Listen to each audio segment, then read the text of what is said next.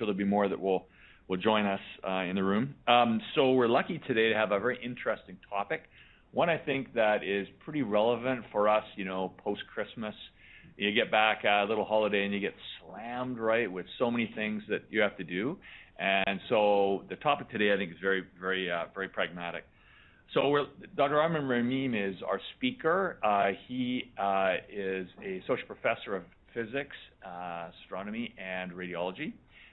He did his master's and PhD at UBC, so he's one of our guys. And then Johns Hopkins very smartly scooped him up, took him away for how many years?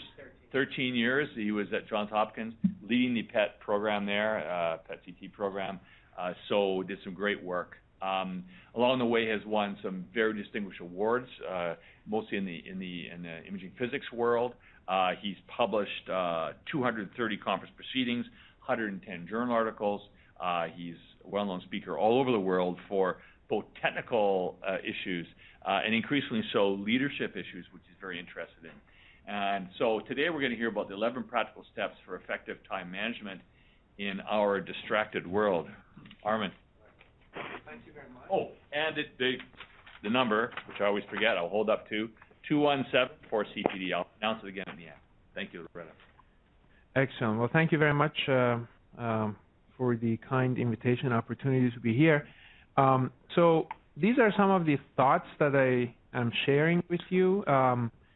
They are my own personal thoughts, things that work for me, and things that I've sort of discussed with other people and resonate with a number of people. So I just want to share them with you, and of course you can pick and choose what might work for you. And I'm also looking forward to interactive discussions here today. So feel free to interrupt and to provide your feedback anytime during this talk. That would be most welcome. So I did give a talk on a related topic, but independent to our residents a few months ago, or a number of months ago, and I just want to review maybe a couple of slides or 4 or 5 slides on that talk, which stands totally independently from the talk today. And I think some of the books that I recommend looking at, if you have an interest, is 7 Habits of Highly Effective People. is of course a very well-known book, has been in publication for decades now. Extremely important book in my opinion. Deep Work is another one, and The War of Art. You might have heard of The Art of War, which is quite popular with salesmen for some reason, actually. But that one is by a Chinese general who writes how you defeat your enemies. It's a pretty interesting book. But The War of Art, not The Art of War, is even more interesting in my opinion. And here we have a writer talking about how to break through the mental blocks that appear when we try to do any serious work. So a few habits that we reviewed in that talk, which I will again simply quickly mention, is number 1 is being proactive, just believing that you can make an active difference in your own life. And so this one by Henry David Thoreau, that I know of no more encouraging fact than the unquestionable ability of man to elevate his life by conscious endeavor. So I think that's a very powerful word, and the language that we use often expresses that. I do this because I have no other option, I was forced to do this, I was angry, or I choose to do this, I take an active position in my life, etc. So, there's been talk, for example, of things that concern us. That's a big circle of concern. Anything that worries us, anything that concerns us. So politics is, of course, one. But then there's a smaller window. Sorry, let's go back. There's a smaller circle, that is a circle of influence.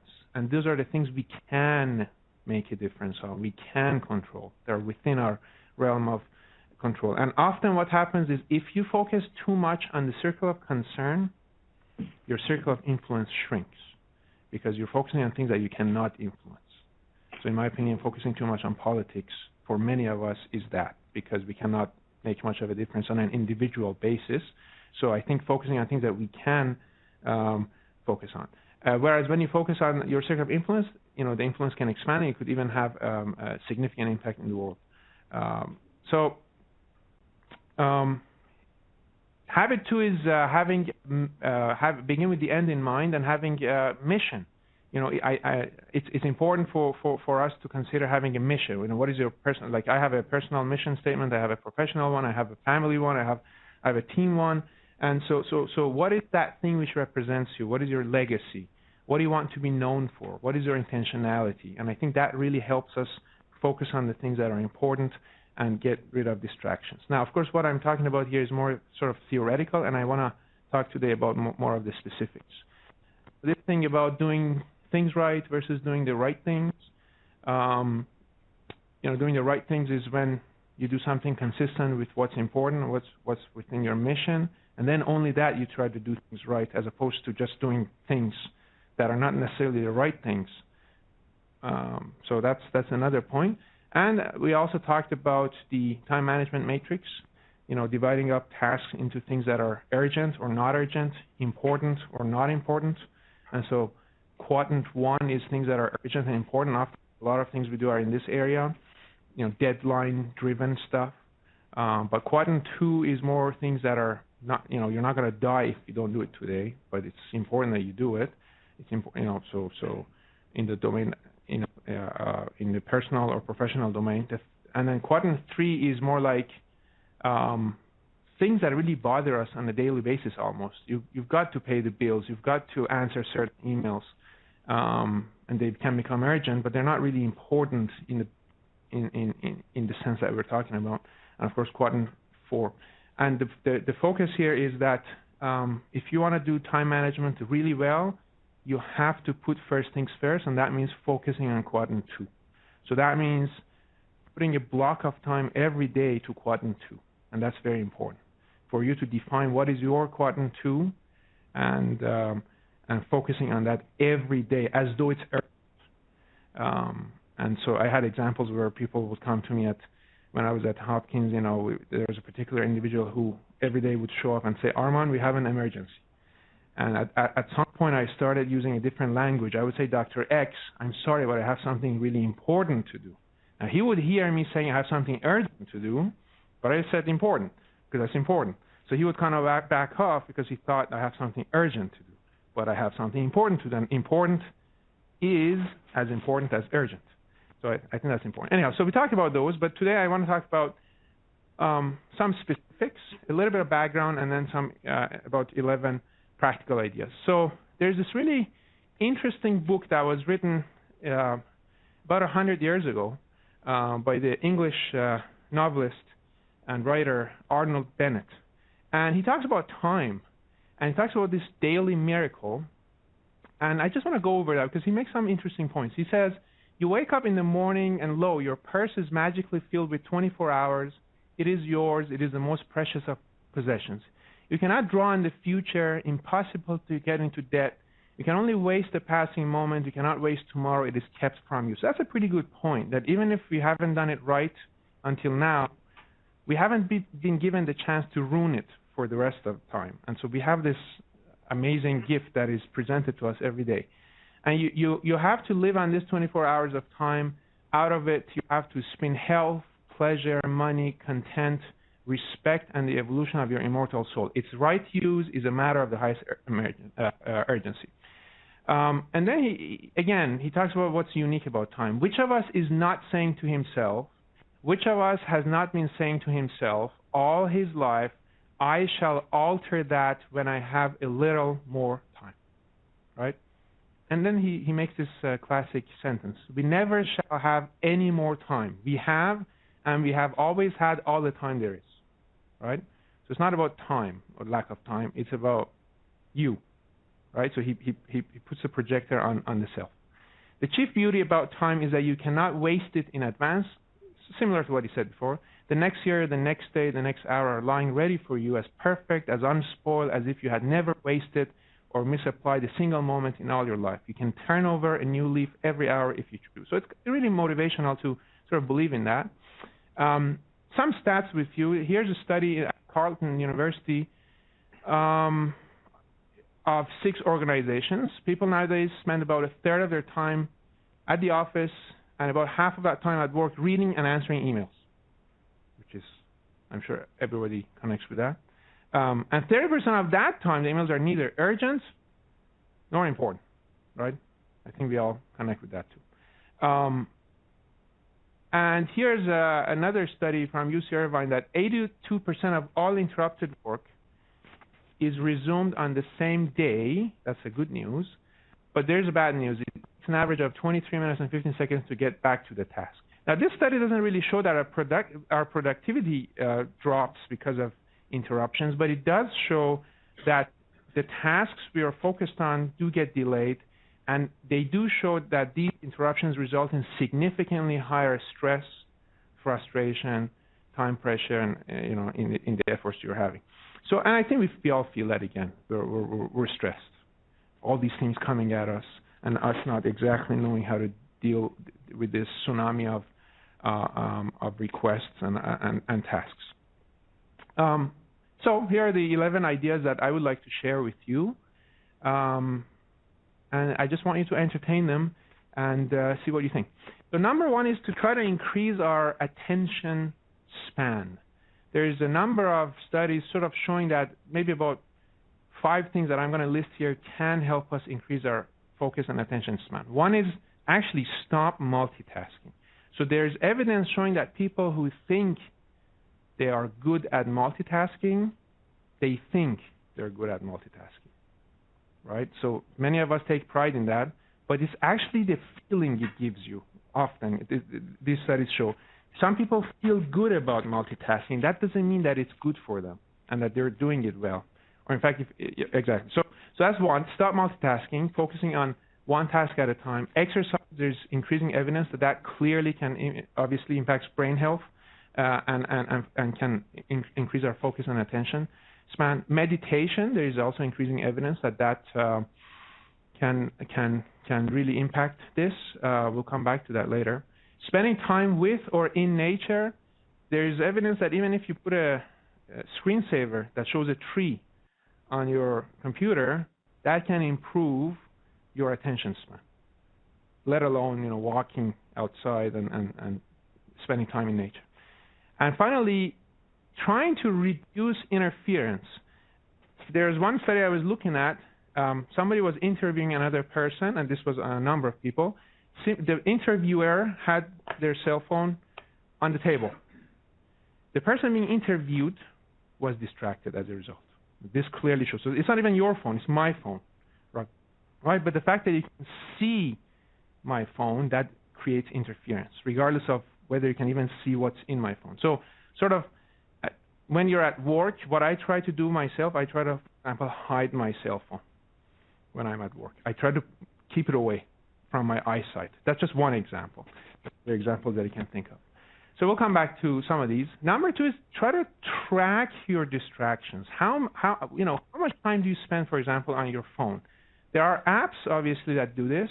I started doing this a couple of years ago, this app called Moment. It was free, and I think it might still be free, though they always have extra options. I was shocked by how much time I was spending on my phone. I won't tell you how much it was, but it was twice as high as what I thought I was spending on my phone. And there are stats showing that an average college student nowadays spends about 24 hours a week on their phone. I don't know if you connect with that, but that's pretty incredible. But maybe not, because we do that too. But there's these other things that are now starting to show up. Screen time. You might have seen it on your iPhone. If you just scroll to the left, you will see it. And also digital well-being on Android, I think. And freedom is another interesting one. Freedom is pretty cool. It came out of somebody's dissertation because he wanted to do effective work, and he just ended up doing. It's kind of cool because when you're doing focused work, it allows you to deactivate access to anything online, which is kind of funny because you're using technology to counter or deactivate technology. So there are a number of things, but I suggest you tracking how much time you spend on your phone, for example, or on your computer and things like that. Well, after we do that, number 3 would be to actually try to reduce some of those distractions. I sort of talked about that. 20-second rule is an interesting one. The rule says if you want to do more of something, keep it within 20 seconds of your reach. And if you want to do less of something, keep it 20 seconds away from yourself. For example, let's say there's a web page that you really use. There's an app, let's say Instagram, that you use a lot, right? So one smart way to deal with that would be to erase that from your phone, but not to close your account. So that creates a little bit of a barrier between you and your Instagram, and that additional few seconds that you have to go sit on a computer, type it in, blah, blah, those few seconds actually end up reducing your usage. So when I came here, I wasn't using social media. Because of the mentorship I got from Dr. Forster, I actually started using Twitter for a very specific reason, and I'm glad I'm using Twitter. But I have my love-hate relationship with it, as I'm sure many people do. And so what I've done is sometimes when I've seen I'm using too much of it, I totally get rid of it from my phone. And that has allowed me to control my usage of it. So I have an account, but it may not be on my phone. So that's just one example. Another thing I've tried in the past, which has been very interesting, is to disable, for example, fingerprint unlock on your phone or visual. So you have to type a password as opposed to just readily get into your phone. That again creates a little bit of barrier, but believe me, that actually makes you use your phone, for example, less. Now you can enable it later, which I do also, but that understanding of how much I'm using my phone, that awareness I think is valuable. And I already said this: remove certain apps from the phone while keeping the account. Another thing that I try is fasting from my phone apps. So every 2 weeks, I fast from my phone apps. Anything except for phone calling and checking my message, not like WhatsApp and those I fast from, but like regular SMS. That also kind of helps because you're like, wow, for 24 hours, I cannot go on any apps, and that actually pushes me to spend time with my family. You know what? I cannot watch Netflix on my phone in my lonely space. I'm going to have to sit down with my family and do it. That actually is interesting. So you may want to try that. There's this really amazing book that was written about 30 years ago. It's called I'm Using Ourselves to Death. It's actually an extremely deep and amazing book. This was written about the TV era, when all the families started being glued to the TV. And he writes about what the impact of TV, and it's a very good book. But he talks about this concept of fasting from one's TV or from one's phone and the exercises he does with his students. So I think that also is something to think about. There's also a new book by Cal Newport, who also wrote Deep Work, who talks about digital minimalism. The concept here is you start with a clean slate, and you only add an app if you can truly justify that its pros are bigger than its cons. So, and then you sort of accumulate the apps or the things that you find to be interesting and important. So those are sort of the three. Number 4 is put yourself in the right company, in the company of the right people. So I was watching Steve Martin, the comedian. I was listening to a lecture he was giving on how to do stand-up comedy. I'm considering it, but he says for him, one of the important things for him to become a very good comedian was for him to surround himself with great comedians, to live and breathe comedy in the company of the right people. So I think this is true for anything. If you want to be sort of more effective in time management, in effective work habits, it's absolutely critical that you surround yourself with right people. You get the right mentorship, strong friends, mentors, coaches, people that can really help you out. And actively seek mentors. If you find somebody who's really good at what they do, who's very effective, who stands out in some leadership qualities, something that appeals to you, don't hesitate. I've learned this, after years of knowing how to do this. You literally go and approach somebody. I mentioned Dr. Forster because that's what I did to him. And, well, I just did. So you go to the person and say, I would like to spend more time with you and get your mentorship, right? And maybe can I meet with you once a month and sort of, seek that feedback. So that's, I think, is extremely important. Number 5 is to visualize and ritualize your work habits. I think this is extremely effective. I want to go into more detail with this. The truth is we're visual beings, right? So we want to see things. And Joseph Stalin has this saying that one death is a tragedy, a million deaths is a statistic. It's a horrible statement, but it's actually, there's an element of truth to it. If you hear the story of somebody dying because of some, let's say, malfunction, that touches you a lot more than just reading some table saying this many people have died because of whatever, right? So visualizing things, going through the details of something, capturing the essence of a tragedy or an accomplishment can really appeal to the human being much more than just looking at some numbers. So is there a way for us to visualize our work habits so it motivates us to do better?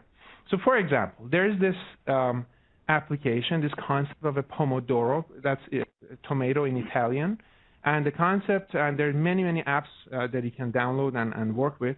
For example, for every 25 minutes of deep, dedicated, uninterrupted work, it gives you a tomato, a digital tomato. You accumulate tomatoes, right? And it works, okay? So you kind of want to collect those badges. Once I had a student of mine in the lab, Said, and he was doing this kind of a thing. I once went to him and said, Said, can you please do this for me? He said, I can, but it would ruin my tomato right now. I said, okay, I'll come back to you later. You know, so it really sort of is an interesting way. So you could sort of come up with that thing which you would like to accumulate during the day. So for one to do deliberate practice, flow, deep work, whatever you want to call this thing, the truth is that it's exhausting. It is exhausting to do deep work, to do deliberate work and to get into that flow. And some people say the human capacity might be about 4 hours a day of doing deep, uninterrupted, deliberate work. And maybe that's something to aim for. That's what I aim for. I fall short flatly almost every day, but that's what I aim for. 4 hours of uninterrupted, dedicated work. And so you have to find your best time. And probably it's best to eat the biggest frog first. You know the saying by Mark Twain, eat a live frog first thing in the morning and nothing worse will happen to you. So similar idea. You know, get into it first thing in the morning, I think, but it depends on your style. No procrastination, maximum energy, avoid temptation, and try to ritualize it and jump into it. Have a ritual for when you're about to begin. I have a ritual myself.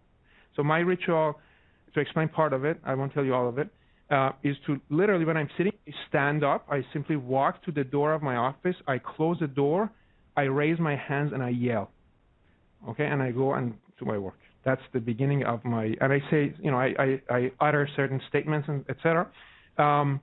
And sometimes I think my neighbor hears, you know, screams and that I worry about that. Anyhow, but you should have your own rituals. Or consider something very simple, just standing up and sitting down.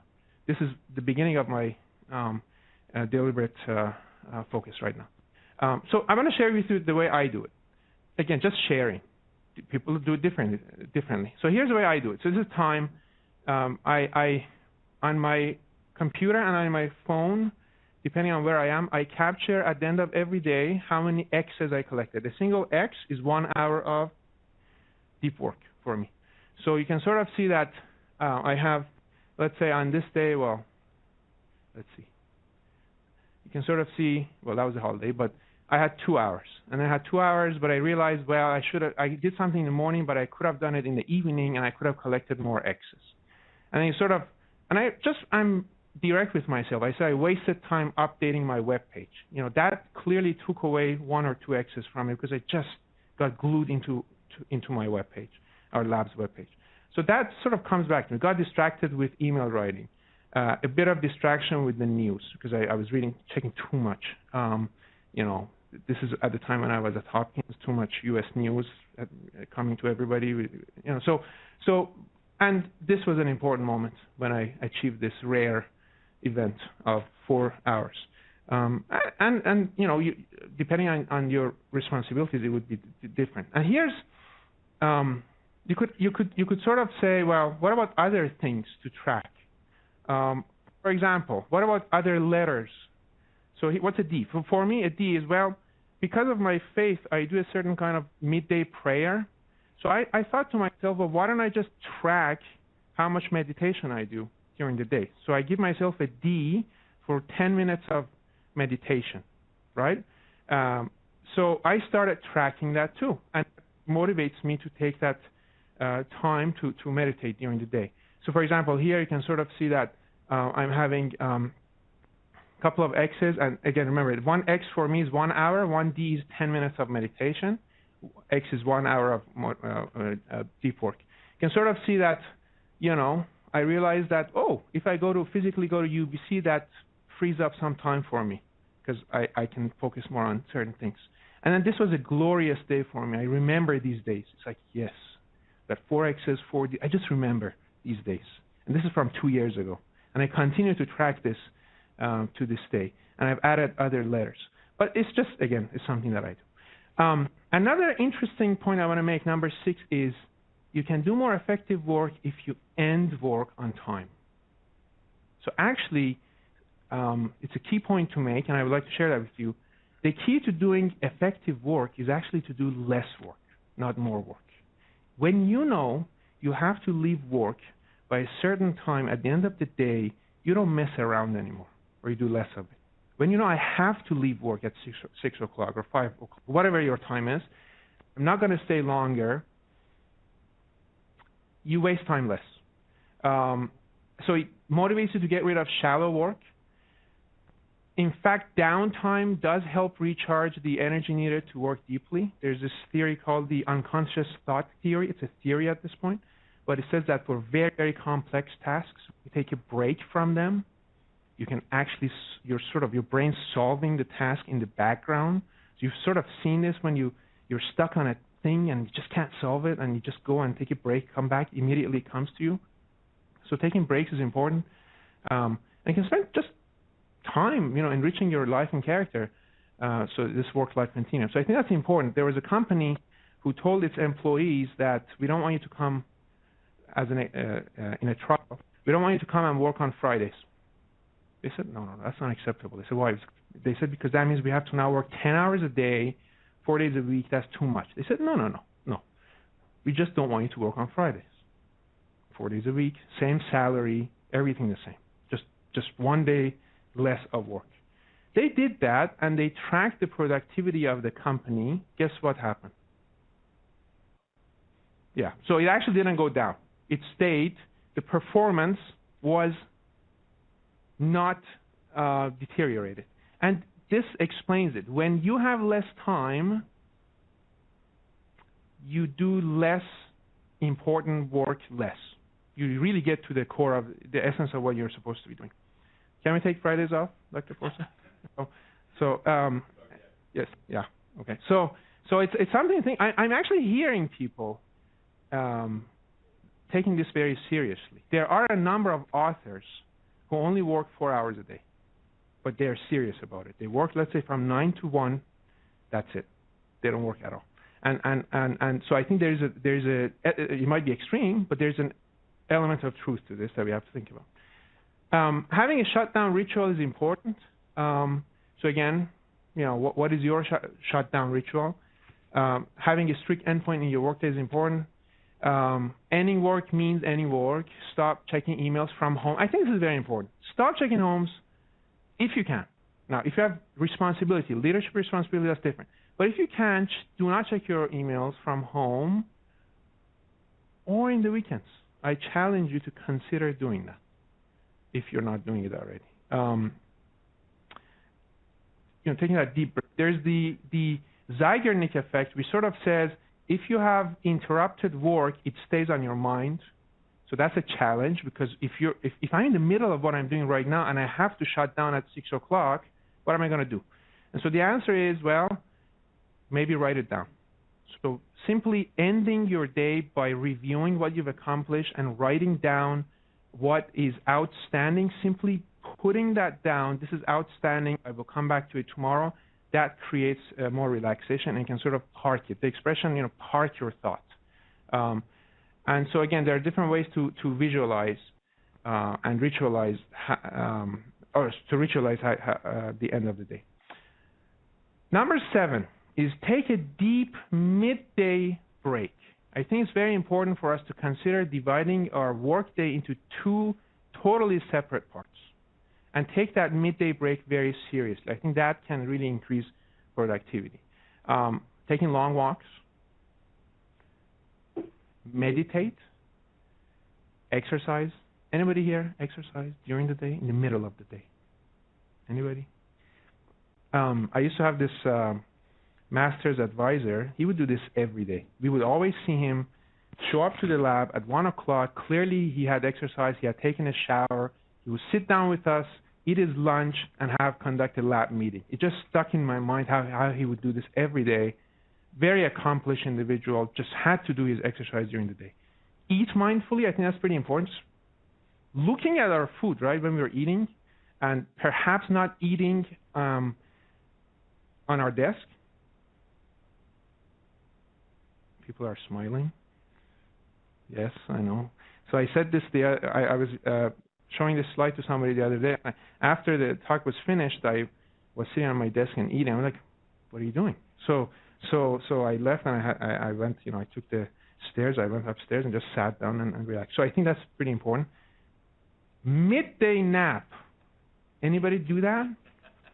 Once I asked somebody, does anybody do that? Somebody said not intentionally or not willingly, So, but I don't know. I've tried this before. I haven't succeeded. I once took a pillow to work to do it. Didn't work. I'm planning to reattempt that. I'm reading a book. It's called Why We Sleep, and in it he talks about the fact that natural human sleep is actually biphasic, and we've lost that. The natural sleep is long sleep at night and a short nap during the day. When you look at the tribes and many other cultures, also not just tribes, but many other cultures, to this day they observe that. If you go to Greece or you go to Italy, you go to Spain, you go to the Middle East. When I was being raised, we had to sleep. In Iran, you had to sleep at noon, and we hated it, but our parents forced us. But it was a part of the culture. But nowadays it's less and less. I don't know, something to consider. But taking a deep midday break, I think, is very important. Number 8, whatever it is that you want to get into it deeply. Not half-hearted, jump into it. So I want to share with you a saying by a famous person. So many of you might have heard of the Persian poet and mystic Rumi. Okay, and I think I might have recited some poetry by him to the residents last time I was here. Well, Rumi, this renowned individual, had a spiritual mentor and master who he deeply loved. His name was Shams. He loved him deeply, and a lot of his poetry mentions his name. And Shams himself has beautiful sayings himself. So here's one I want to share with you, the Shams of Tabriz. So they were both in the 14th century. So he says, up until you give yourself to a thing holy, it appears strenuous and difficult. When you give yourself wholly to a thing, no longer shall difficulty remain. So I experience this every day, right? I just don't want to get into this. It's a daily battle. In the War of Art, he talks about that. It's a daily battle to get into it and to do deep work. But when I do it, when I jump into it, immediately something happens, right? And so no longer, as he says, shall difficulty remain. Then he continues and says, what does it mean to be a ruler, one who has armies and cities and villages? Nay, having a rule is for you to have command over your own self and on your moods and on your attributes and your speech and your silence, and exhibiting vigor in the place for vigor and subtlety in the place for subtlety. And one shall not begin to act like deterministic mystics. So this is a sort of a saying, I'm powerless and he's all powerful. It says, no, have control over your actions. Otherwise, one attributes are calamities and chastisement upon himself. As they are not ruled by him, they are rulers over him. So I have this spiritual mentor. He tells me, when you're reading a book, your son comes to you, you're deep into reading your book. You should have the ability to totally put that book down and turn completely to your son or daughter and talk to them. Of course, that's a big challenge of mine, right? But when the right moment comes that now it's time for this, are we able to not be half-hearted, put the whole thing aside, and switch totally and completely in a devoted way to the new task that is at hand? It's a big challenge. I'm not being very specific about how to do it. I'm not sure how to do it, but it's important to do it. I think it's important to know that we have to do it. Whatever it is that we do, we have to go in it, as a whole. And I think that's the point. When you're present, totally present, inspiration will come. We never know what's going to happen. Like when I take long walks, I can tell you 90% of the time, when I finally put time aside to take a long walk to think about, let's say, my work, how I should be doing things differently, I'm always surprised by the thoughts that come. Always. But the point is, once you're there, once you're present in whole, things will happen. So William Faulkner is said to have said, I only write when I'm inspired. Fortunately, I'm inspired at 9 o'clock every morning. So he's there. He's present, and it comes. The inspiration comes. There's a poetry by Hafiz of Iraz. He says, though you will not reach the beloved by striving, O heart, strive as much as you possibly can. So you don't know what's going to happen to you. You don't know if what you want is going to come to you. But just be there. Be present. Work at it, and good things will happen. Number 9 is plan. I'm talking a lot. I'm not getting feedbacks because I'm not asking them. So I want you to consider interrupting me or disagreeing with me, and I hope we can do that. So number 9 is plan for your leisure time. Every available trick of human psychology, from listing titles as popular or trending to the use of arresting photos, is used to keep you engaged. This is the same by Cal Newport. Freedom in your schedule enables them to become central to your leisure time. They provide a cognitive crutch to ensure you eliminate any chance of boredom. This weakens your mind's general ability to resist distraction, making deep work difficult later when you really want to concentrate. He really emphasizes the fact that we have to plan, not just for our work, but for our leisure time. If you have nothing to do for the evening, we will end up doing things that are not rewarding. Whereas if you actually plan for what you want to do in your weekend, we're talking about fun things, by the way.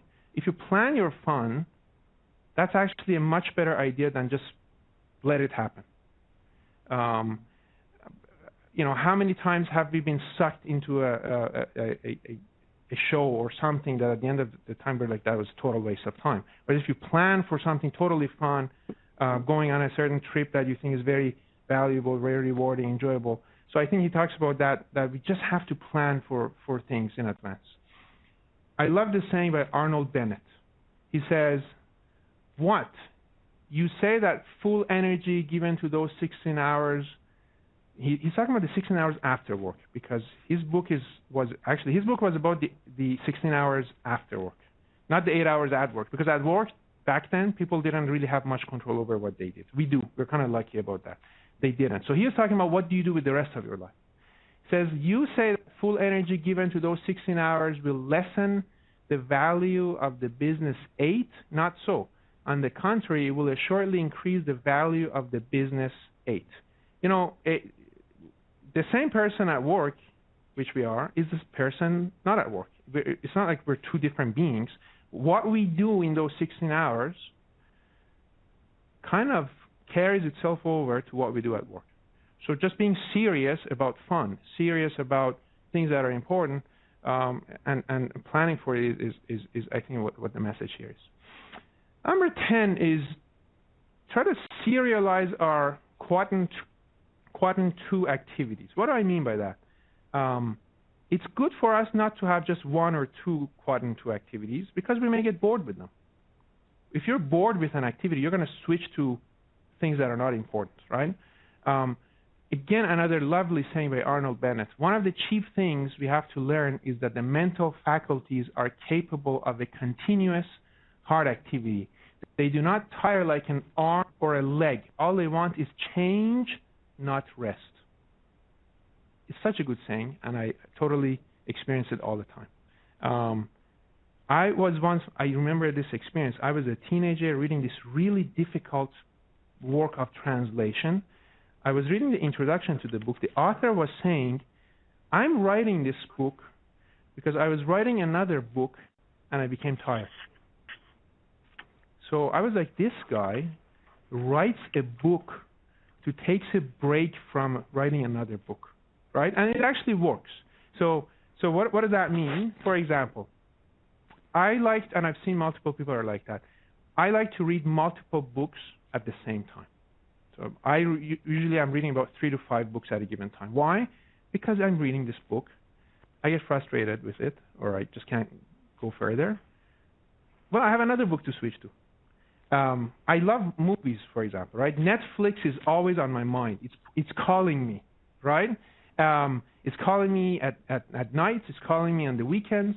When I'm taking the plane and I travel a lot, I love to watch movies on the plane. It's calling me, right? But I like to have a couple of books near me all the time because I'm like, okay, I'll come to you later. Let me spend some time on this. When I'm done with this, let me spend some time on this. And then maybe when I'm done with these couple of texts, I can come to you. And that actually ends up working out quite nicely for me and sort of get away from some of the less useful stuff. So number 11 is this concept of us welcoming and embracing boredom. It sounds terrible, but embrace boredom. So there's this saying, idleness is not just a vacation, an indulgence, or a vice. The space and quiet that idleness provides is a necessary condition for standing back from life and seeing it whole, for making unexpected connections and waiting for the wild summer lightning strikes of inspiration. It is paradoxically necessary to getting any work done. Just being able to stay back. Meditation does that. Like, if one is able to meditate every day, for example, or every week, you're kind of pushing yourself back. You're entering this autobiographical mode. You're reviewing things with a perspective, and that's very important. In fact, there's this saying, there's this book called Bored and Brilliant. My son hates that expression because I use it on him sometimes, and I'm not using it anymore. And sometimes he's like, I'm bored, Dad. I'm like, bored and brilliant. But, it's true. So when our minds wander, we activate something called a default mode, the mental place where we solve problems and generate our best ideas and engage in what's known as autobiographical planning, which is how we make sense of our world and our lives and set future goals. Entering biographical mode is very important for us to step back, look at the big picture. Am I doing the right things? Am I doing them right, et cetera, et cetera. So, I think everybody in this audience might remember those moments maybe in our childhood or in the adolescence, et cetera, when we were totally bored and then interesting ideas would come to us, whereas today we're deprived of this. So solitude deprivation is a new term. Solitude deprivation. It's a state in which you spend close to zero time alone with your own thoughts and free from input from other minds. And because there's this obsession with connection, you look at Facebook's 2012 saying, we were built to accomplish a social mission to make the world more open and connected. This obsession with ever-present, ubiquitous connection, I think that's an issue. And in fact, humans are not wired to be constantly wired, right? So solitude, taking moments of solitude is important. I really like this saying by May Sartone. I am here alone for the first time in weeks to take up my real life again at last. That is what is strange, that friends, even passionate love, are not my real life unless there is time alone in which to explore and to discover what is happening or has happened. Without the interruptions, nourishing and maddening, this life would become arid. Yet, I taste it fully only when I am alone. So again, stepping back and tasting life and looking at things from a perspective. Another really good saying, we enter solitude in which also we lose loneliness, which is an interesting statement, right? Solitude actually allows us to lose our loneliness. So, there are things we can all try, and sometimes what I try is when I'm going for a walk or going from this meeting to that meeting, or even going outside of my home, I don't take my phone with me. Now, what's going to happen? Emergency. What if there's an emergency call? Well, that's okay.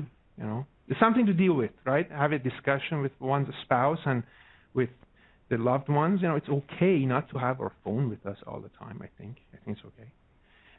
Taking long walks, writing letters to oneself. Keeping diaries, writing letters. I think again that allows us to have that moment of contemplation. So to finish, in 7 Habits of Highly Effective People, the name escapes me. Stephen Covey, thank you. Stephen Covey, he talks about this personality versus character ethic.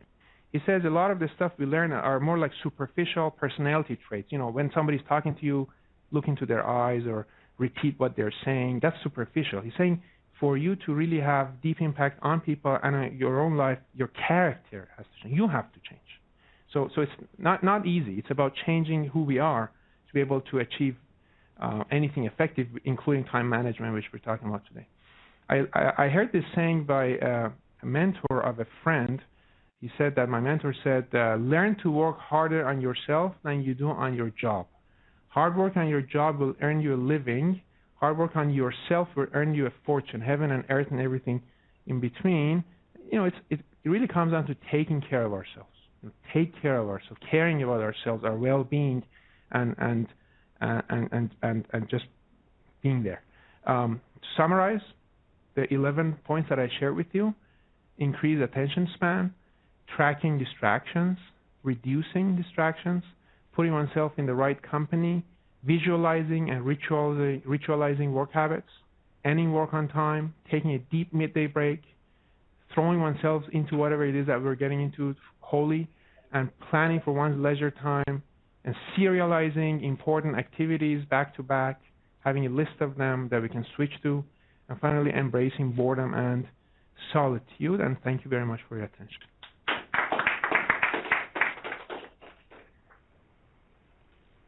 Great. Thank you, Arman. Very interesting, thought-provoking, very different material than our usual, technical discussion. So really appreciate it. Thank you. Very illuminating. Again, this is number 217 for those getting their CPD. Questions from WebEx or in the room for Dr. Rahmim? Anybody recognize traits themselves in there? Yeah, for sure, right? I sure did. Oh, my God. Yes, just turn on your mic if you would be so kind. So I was wondering what kind of prompted you to start thinking about these things, and was there a moment in your life where you're like, well, I gotta take my time under control, or were you interested in this from the start? For me, it was the fourth item here, coming across interesting individuals. So being inspired by individuals. There's been a couple of people that, over the past decade that have really deeply influenced me, and just seeing how these people can be so broad-based and so successful on so many frontiers, I think that really motivated me. I can do things differently. I'm seeing people who are so effective in what they do, and they're so present, right? I think I heard from you, Dr. Forster, once that the German Chancellor is known to be a great leader, and one thing she's very good at is listening to people, right? So being fully attentive. How can you be fully present in everything that you do? How do you do that? And it turns out that is actually the answer itself. We often think that for us to be successful, we have to stand tall, but I found over the years that that's not true. You have to stand wide, and the way to stand tall is to stand wide. You have to have a broad character, and you have to be good at multiple things and be present on different frontiers, and that experience as a whole lifts you up in anything that you do. So, yeah. Yeah, I think that's a good point. I mean, I think looking beyond our own science or medical field for inspiring figures in business or politics, sports, what have you, can really inspire. Angela Merkel is well known for, she's very quiet. She's one of those people that doesn't say much, and then, when she opens her mouth, she says precisely what people are waiting to hear. And the way she does it, she does something called active listening, where instead of just, looking at your phone, like you were saying, multitasking, phone goes down, looks you in the eye, and every now and then summarizes. So she'll say, "Oh, I understand you're saying this. Have I got this right?" Let's ask a question, And at the end of it, you'll come to a conclusion of what you both heard. That's active listening. Now, we can't do that in every conversation, but critical conversations require that, right? And that's one of the things she's well known for. Any other questions? I know something I do, because what I thought was really cool is how personal you were, right? You told us some really personal details. That David Newsom did that too, your mentor at Hopkins, who I know was a big influence on your career. He did the same thing. After any of you were there, he talked about his children, he talked about his wife, he talked about his ex-wife, very personal stories, and very impactful. So what I do, I decided that, when I've got this office with that beautiful view, just by fluke, and I decided, well, you know what, I'm going to use this as a positive distractor. So I have a rule: when I come in the morning, well, if it's dark, it's a problem, but it's not dark. I go to look at the view, and I won't start my work until I've seen 2 of the little fairies go by. Okay? And that could take 30 seconds. It could take as much as 3 or 4 minutes. But it forces me to look at the view. I'd enjoy it. Sometimes I forget to count the fairies.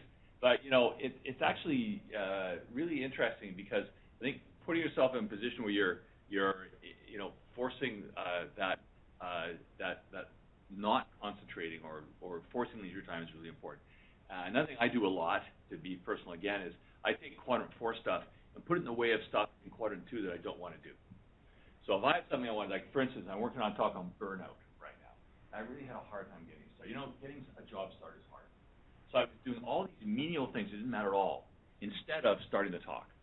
And I was looking for things to do, looking for stupid things to do, and emails that didn't matter, just so I wouldn't have to start this talk. And I realized what I was doing, this is ridiculous. So what I do to control that is I put it on my schedule. Say, this is what I'm going to do, block of time, usually at least 3 hours. I don't, no bookings. Loretta knows, no bookings. This is what I'm going to do, right? And I get down, I arrive there in the morning, like you say, with a plan, right? No quadrant 4 stuff getting in the way.